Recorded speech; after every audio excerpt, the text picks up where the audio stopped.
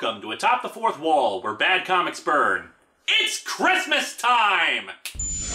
And because it's Christmas time, you're probably wondering why I'm looking at a Star Trek comic instead of a Christmas comic. Oh please, do you not remember our track record so far? The first year I did this got us Bearded Idiot, the next year brought us a Youngblood member trying to follow the 12 Days of Christmas to appease a hairless Cersei, and last year got us the New Kids on the Block, an omnipotent jackass who cared more about an unrepentant drug addict than starving children, and manipulated Spider-Man because an old guy felt kind of sad, and Martians kidnapping Santa Claus. In other words, it's Christmas time, and I'm giving myself a present this year. I'm looking at a comic book adaptation of my second favorite movie of all time, Star Trek II: The Wrath of Khan. And before we begin, we need to ask ourselves a deep, important question. Why? If this comic had been made in 1982 when the movie came out, I'd have no question as to why this exists. But no, this isn't one of those movie tie-in comics that came out at the same time as the movie. This came out in 2009, 27 years after the movie. And you know why nobody ever cared to make an adaptation until that point? Because it doesn't need one! I've talked about this film before, but it bears repeating. Star Trek II: The Wrath of Khan is, hands down, the best of all the Star Trek films. Even if you're not a Star Trek fan, you should see this movie. The story is positively Shakespearean in its themes of age, revenge, and obsession. It is full of subtle literary allusions, from Moby Dick to Paradise Lost. The acting is absolutely superb, running a full gamut of ranges from subdued to intense.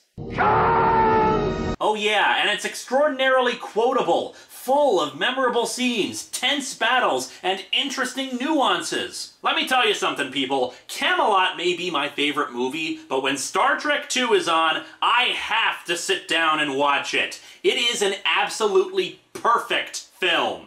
Cutting any scene, any sequence from this film hurts it. Every line of dialogue has a reason to exist, even if it's just a joke. And even for a perfect movie, it can get better. My DVD version of the film leaves out some extended sequences that can be found on the Blu-ray, or some TV versions, and those sequences only add additional flavor to a movie that is already delicious. But the important thing to remember about it is that it needs all of its elements in order to work as well as it does. And guess what doesn't have all of those elements? A comic book!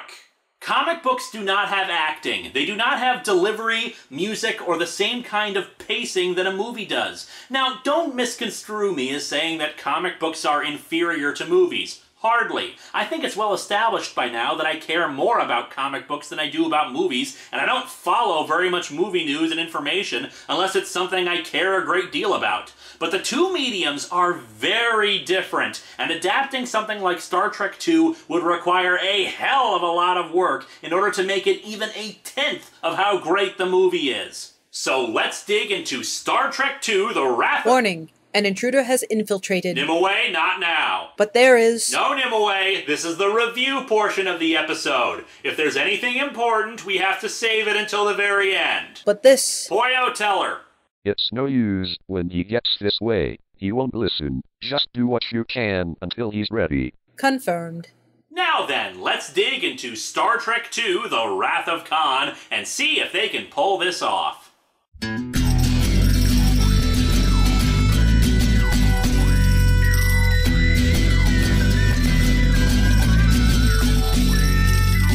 Welcome to Atop the Fourth Wall, where bad comics burn. Linkara's gonna teach you all a lesson you won't learn. Brodsky, you're not the smartest. Life out, you're not an artist. Anyone who's had a bad comic published, it could be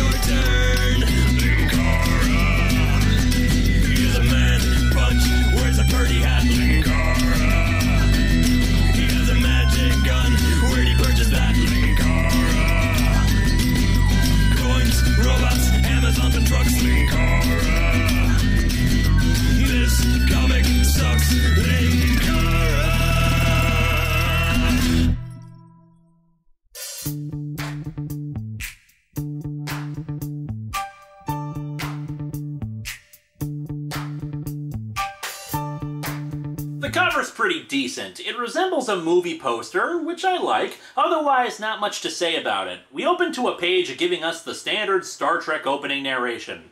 They are wasting a page with this, especially since that narration wasn't spoken until the end of the movie. The only thing they needed was the caption saying, "in the 23rd century," which was a clever way to say, this takes place in the future, and you don't need to know the backstory, since that backstory will be given to you in the movie properly. No opening text crawls or stuff like that. We truly open on the bridge of the Enterprise, which is bathed in red light despite the fact that they haven't gone to red alert yet. Perhaps the true reason we opened with the narration was because we needed to have this 2-page spread. Format-wise, it's a 2-page spread because there is no reason for this. There is no need for this to be a 2-page spread. The Enterprise is on a training mission on the edge of the neutral zone, because when you're on a training exercise, there is no better place to do it than on the border you share with a warring enemy. They receive a distress call from a freighter called the Kobayashi Maru, which has hit a gravitic mine and drifted into the neutral zone. Their life support is failing, and they need help. The woman commanding the Enterprise, a Vulcan named Savick, orders them to go in and rescue them. This is in direct violation of the treaty with the Klingons, but hey, there are several hundred people on board who will die if they don't go in. And of course, as soon as they enter the zone, 3 Klingon attack cruisers decloak and fire torpedoes. Hey, wait a damn minute. Okay, I'm really sorry to get my nerd on here, and admittedly I'm being nitpicky, but those are clearly not Klingon D7 cruisers like they were in the movie. Those are Klingon birds of prey. Again, I know it's a bit nitpicky, but on the other hand, the movie has been out for over 20 years! You couldn't get an easy detail like that right? So after several volleys of weapons, the ship is destroyed and all the crew are dead. At least until the doors open and reveal that it was all a simulation. Hey, wait, okay, this one isn't nitpicky. We get exterior shots of the ship. We see 3 Klingon ships firing at them. We see the ship blowing up from the outside. You can't do that. This is a simulation taking place on Earth. This is bullcrap. It's a way to trick the reader into thinking it was real, except it makes no sense for there to be exterior shots. What's more, this is again something that didn't happen in the movie. In the movie, we never got an exterior shot. It was all on the bridge. Start thinking for 2 seconds, jeez. This is just like in the Star Trek Elite Force comic where we have an exterior shot of the Borg attacking Voyager. Except as stupid as that one was, it was on a holodeck, which could portray that kind of complex simulation. This is just a simulator room on a mock-up bridge. Anyway, this is all a simulation for cadets at the Academy. I don't really get how the ranking system works at Starfleet Academy, since Savick is supposed to be a cadet too, otherwise why the hell is she taking the Kobayashi Maru simulation, and yet everyone refers to her as a lieutenant. Admiral Kirk walks in, Captain Kirk, going by the rank insignia he's wearing there. Again, nitpicky, but whatever on that one. And she asks for suggestions. Prayer, Mr. Savick. The Klingons don't take prisoners. Except for all those times in the past when they do take prisoners. They're kind of complicated like that. Oh, and one more aside I need to get out of the way. Back in the Star Trek #1 review, which took place after this movie, people kept wondering why the hell Savick was referred to as a Mr. Well, that's easy enough to explain. It was naval tradition to refer to an officer, regardless of gender, as Mr. I don't know if modern-day navies still do that, but at the time that was the case. Spock, aren't you dead? That line is from later on and makes absolutely no sense being said right there. What the hell? Spock is also the teacher of the trainees and instructs them to go to the briefing room. Savick stays behind, however, to complain about the simulation. I don't believe this was a fair test of my command abilities. There was no way to win. Actually, in several Star Trek Expanded Universe novels, we see that there are technically several ways to win the no-win scenario. It's just that the simulation sheets too. For example, when Scotty took the test, he used his knowledge of science and engineering to defeat the Klingon ships. It's just that when the ships were destroyed, several new ones took their place and kept on doing so until he was defeated. My favorite, though, is from Captain Calhoun in the New Frontier novels. His solution? Blow up the Kobayashi Maru and run like hell. He reasoned out that, 1, why the hell was a cargo ship with so many civilian passengers flying that close to the neutral zone? 2, it seemed awfully convenient that so many cloaked ships just happened to be nearby when you made the rescue, combined with the first point making it seem more likely that the whole thing was just a trap. And 3, even if it was genuine, there was no way to save them with such overwhelming odds, and the enemy would have just likely taken the crew of the freighter and tortured and killed them anyway, so he was mercy killing them. See, just because I don't like my superheroes killing doesn't mean I don't like my badass starship captains killing. Anyway, back to the comic. Kirk tells Saavik that a no-win situation is a possibility that every commander must face. Then, looking very, very tired, and is apparently now in some kind of beige void, he tells her that how we deal with death is just as important as how we deal with life. And in Saavik's case, it's to complain that it's not fair. Command material right there, folks! McCoy asks why they don't just put an experienced crew back on the ship instead of putzing around with trainees, but Kirk says that galloping around the cosmos is a game for the young. And apparently we skip the scene where Spock gives Kirk a copy of A Tale of Two Cities, meaning we lost the literary foreshadowing of a man sacrificing himself for others and establishing Kirk's birthday, as well as Spock wondering about the performance of his cadets to establish that he does care about the trainee crew, that is character development for him for a later scene, and you see what I mean when I say that every scene in the movie was important? Even if it's something small, like the thing with Spock and the cadets, it's a part of his character. You leave it out and it diminishes the impact of later events. We cut to the USS Reliant in deep space as they search for a lifeless planet in connection with something called Project Genesis.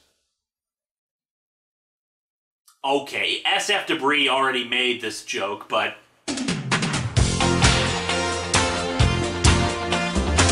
they're orbiting a planet called Ceti Alpha 6, and they seem to have a blip on the sensors. The planet has to be absolutely lifeless, for reasons not disclosed right now. We also skip another scene here where they call the science team, eliminating potential foreshadowing about Genesis, as well as setting up Dr. Carol Marcus's past relationship with Kirk, but whatever. Chekhov is now the first officer aboard the Reliant, and he beams down with Captain Terrell. We cut to Kirk's swingin' bachelor pad. You know the man is classy. He has an entire collection of magic guns on his wall. Actually, it's his collection of antiques, and Dr. McCoy arrives to give him a new one. More antiques for your collection. They're over 400 years old. They're for your eyes. Wait, I thought you just said they were for his collection. Make up your mind! He got them for Kirk because his eyesight is going, and he's allergic to the standard 23rd century treatment. Kirk, however, is not exactly feeling great. Damn it, Jim. Other people have birthdays. Why are we treating yours like a funeral? If we are going to treat it like a funeral, we're going to treat it like an Irish wake. Booze me up, Scotty! McCoy says that clearly this isn't about the fact that he's getting older, but about how he's unsatisfied being an admiral and on the ground instead of commanding the Enterprise. Jim, I'm your doctor, I'm your friend. Get back your command. Get it back before you turn into part of this collection. Before you really do grow old. I included that because those who adapted this apparently felt that emphasizing the fear of growing older wasn't important to the story, despite it being one of the themes of the story. Meanwhile, we cut to Arrakis, Dune, desert planet, where Chekhov and Terrell beam down. The tricorder gets some faint readings, and they find some cargo containers with the words Botany Bay written on them. Chekhov, recognizing the name, yells out that they need to get away.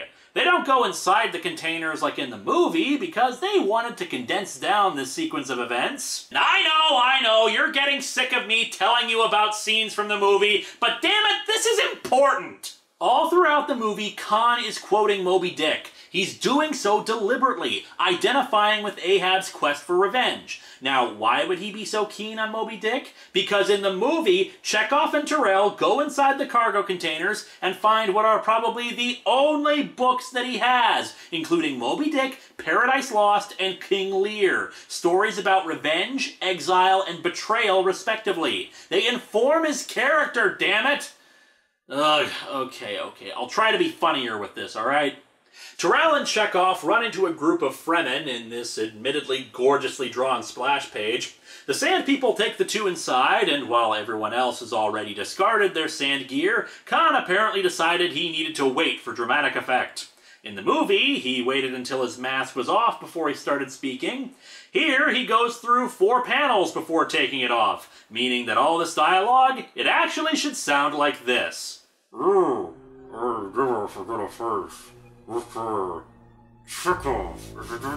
Chekhov, who is this man? You want to tell me that he never told you the tale? He never told you how the Enterprise picked up the Botany Bay, lost in space for the year 1936? I'm the product of late 20th century genetic engineering, as is my crew. We were in cryogenic phase. What you see is all that remains of the ship's crew of the Botany Bay, marooned here 15 years ago by Captain James T. Kirk. Khan. I did not get a word of that. Could you repeat yourself? I never forget a face. Mr. Chekhov. Isn't it? And yeah, Chekhov wasn't in the episode that Khan first appeared, but that's a minor issue, really. He never told you how the Enterprise picked up the Botany Bay, lost in space from the year 1996. No, that crappy movie came out in 1998. Huh. Come to think of it, that had a comic adaptation too. One sci-fi movie adaptation at a time. We left you on a planet teeming with life. SETI Alpha 5 was a paradise. This is SETI Alpha 5! Shouting with only my lower jaw exposed means I'm angry! Khan explains that SETI Alpha 6 exploded a few months after they were left on the planet, and it shifted the orbit, turning the planet into a desert wasteland. Now, a legitimate question many raise is how the hell a planet just up and explodes for no reason, and why Starfleet, an organization designed to chart and keep track of scientific phenomena, didn't already know about this, or why no one bothered to leave a log entry about Khan so that when someone came into this system, they may note, hey, this is that star system where we left that one guy who was a major historical figure during the eugenics wars. However, I have my own question about this exposition. How the hell did Khan know about the planet exploding? I mean, this place is pretty run down, and the Botany Bay wasn't exactly designed for big scientific journeys, so it probably didn't have a telescope, so how the hell did Khan learn about the planet exploding? If we don't have some kind of telescope or something, we only see planets in the sky as stars, if at all. How the hell did he know the other planet exploded and shifted their orbit, and that they didn't just happen to set down on the one crappy part of the planet that happened to have a 15-year desert period or something? On Earth, 200 years ago, I was a prince. Now I am the Khan formerly known as Prince. Khan, realizing that they didn't expect to find him there, wants to know what they're doing there. As such, he brings out his brain slugs so he can take control of their minds. We favor unreasonably huge subsidies to the brain slug planet. Sometimes it's just fun to be a supervillain. Little trivia note on the movie version, since they're skipping the bit where he puts the slugs in their ears. For those scenes, they actually constructed a giant prop ear to have the slug crawl into. I just love imagining the budget meeting where they decided they needed to build that for the effect. We cut back to the Enterprise, where Kirk is doing an inspection tour of the ship. No dust, Mr. Scott. What a welcome surprise on this flying old death trap. My compliments to the Chief Maid Officer. Scotty's midshipman, a little wiener named Pressman, takes a bit of offense to the remark about the ship, but of course it was just a little test from Kirk to see if the kid was just as insane as Scotty is about the honor of the ship. Pressman is also Scotty's nephew.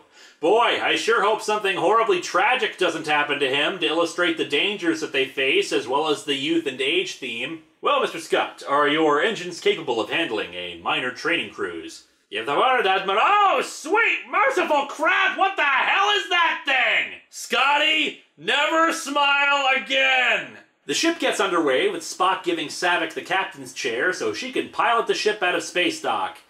I'm pretty sure you don't fly the ship from the captain's chair, but whatever. We get another absolutely beautiful splash page of the Enterprise departing space dock. I'll give the book one thing, horrifying smiles aside, a lot of the artwork is actually breathtakingly fantastic. However, since I am a critic, I feel the need to critique this image as well. They're supposed to be in space dock, right? Then what the hell is with the background? The space dock is apparently made of translucent metal that lets you see stars on the other side. Oh, except for those two huge lights or windows or whatever right there. On top of that, I thought we were in orbit over Earth, and the sun looks kinda weird.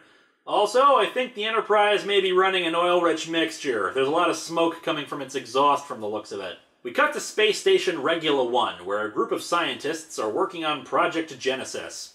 They get hailed by Chekhov, who informs them that Ceti Alpha 6 is perfect for Genesis, and they're coming to take it from them. They are outraged by this, since they refuse to let anyone have control of Genesis because of the dangers of the device. Of course, they don't say that. I only know that because I saw the damn movie. Instead, they seem like scientists who are pissed off for no adequately explained reason. Who gave the order? The order comes from Admiral James T. Kirk. I knew it! And because the comic left out the previous scene establishing how the one scientist, David Marcus, positively hates Kirk, this reaction makes no sense. Without that scene, their reactions are more like, Admiral Kirk? That's awesome! I want his autograph! Dudes, it was Admiral Kirk! Can you believe it? Back on the Enterprise, Savick meets with Kirk in a turbolift and mentions how she's still bothered by her performance in the Kobayashi Maru scenario. She asks him how he dealt with it, but he evades the question. Also, McCoy is there so we can have one line from the movie, but not the really funny one that he makes before getting into the turbolift. Instead, Dr. Carol Marcus calls the ship, she's the lead scientist lady from Regula 1, and wants to talk to Kirk, and McCoy just makes his comment about how it never rains, but it pours. Except when it hails. Or snows. Or acid rain. Forget what I said. Dr. Marcus asks him why he's taking Genesis away, but Kirk doesn't understand what she's talking about. Before she can talk any further about it, the transmission is jammed.